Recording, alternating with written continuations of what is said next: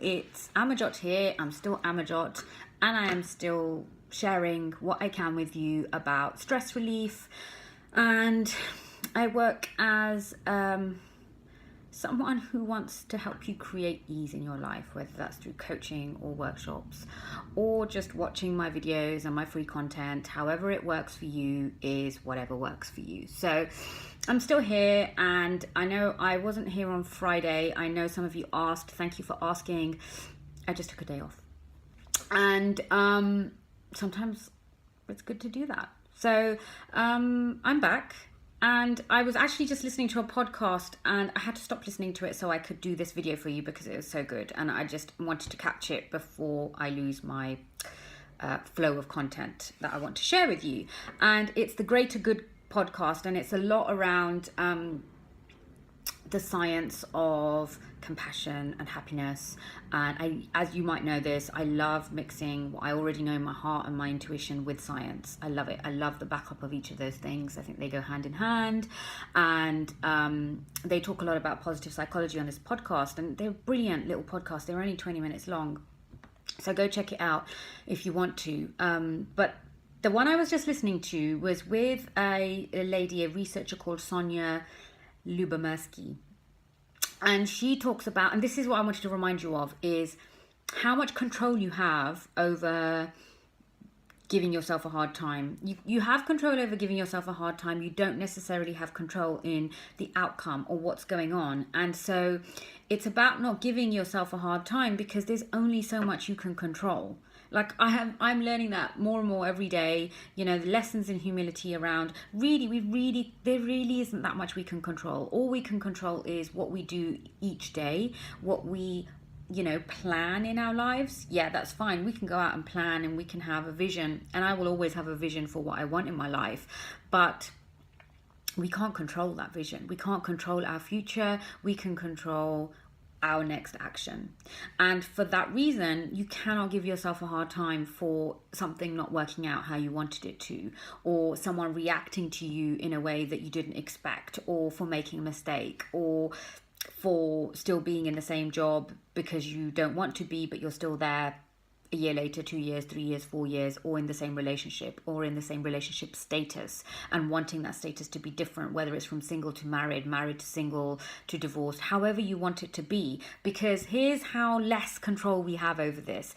So much of this is evolutionary. Like, this is how we are built, and we underestimate our body and how less we've actually evolved over time. Yes, we've evolved, but from day dot, from when we were created by whoever or whatever created us, whatever your belief is. I believe there is God, I believe that there's a universe as well, and I believe that there's stuff we don't know. And however long it took for us to evolve over time, in the millions of years we've been around, there's some things that haven't changed. And on this podcast, they are talking about how we are evolutionarily hardwired to be vigilant to change. So if something, and this is why I always say that when we are faced with adversity, when something happens that's bad or challenging in our lives, our resilience kicks in like that, because we are vigilant to change. We are wired to say, okay, if this happens, I am going to get through it, I'm going to survive, and I will do my utmost best. Because in those days, our ancestors, when they were out hunting and gathering and whatever they were doing and reproducing, they had opportunities for reward. Any change that came along, there was an opportunity for reward.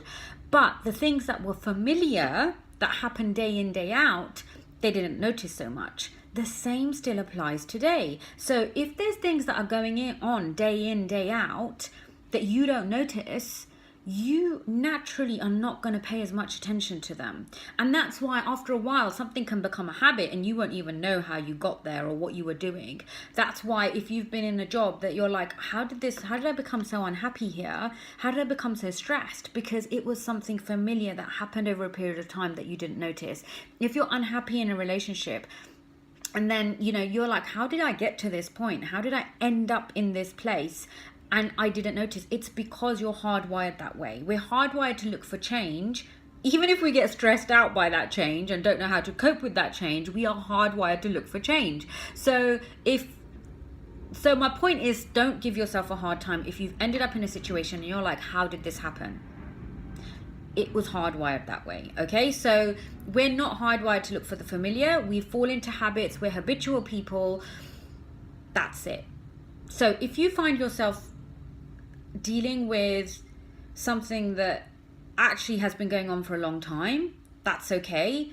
Your stress didn't appear overnight. This is why I always say to my clients, and I've had to tell myself that as well, it didn't happen overnight, and therefore it's not going to go away overnight. So we have to create new familiarity and new habits, and we can do that slowly and surely.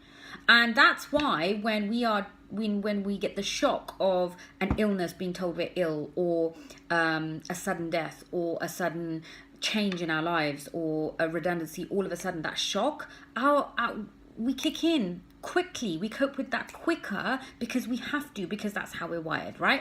So I hope that makes sense. And my point is, do not give yourself a hard time for it. Do not give yourself a hard time for what's been going on. Now that you know that, you can change that. You can change that, and slowly but surely wins the race. So if you have been stressed for a long time, that's okay. You can change that one step at a time, create the new familiarity, create the new habits, and we'll go from there. And if you want any help with that, you can watch back all of my videos, have so many tools and techniques in them, or you can give me a call, we can have a conversation, and all of my content is also on YouTube. Have a great week. I'll see you soon. Bye.